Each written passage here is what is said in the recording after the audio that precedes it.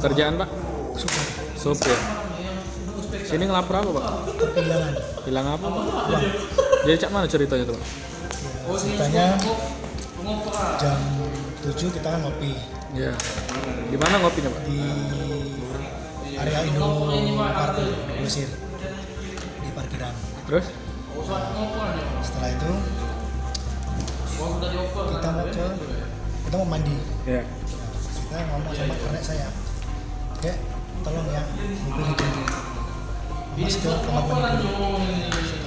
Setelah saya ke kamar mandi masih jalan, saya ngomong sama teman saya yang atas nama Ridyan, Yan, jadi mandi nggak?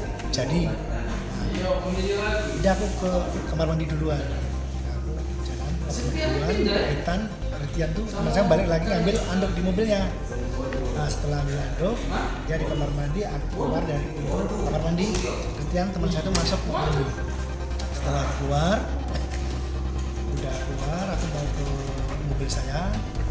Di depan pos satpam, saya lihat mobil saya nggak ada kernet saya. Saya tanya lah sama sopir lain, tanya, Mas, tahu kernet saya? Tadi berdiri di sini, sekarang dia jalan ke depan.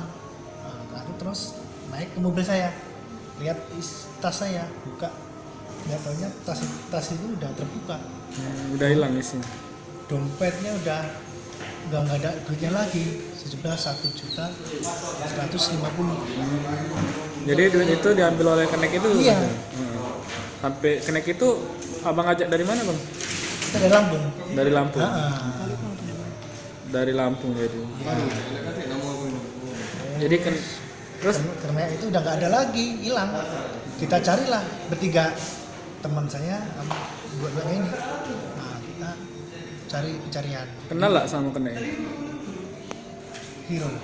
Hah? Hero. Iya, kenalnya dari mana? Ya waktu itu kan dia kan mau cari pengalaman di PT MPX. Kalau nggak salah dia tuh coba cari pengen nyopir. Tanyain, kamu mau kemana? Sama cari pengalaman Mas. Kalau aku ikut kamu gimana?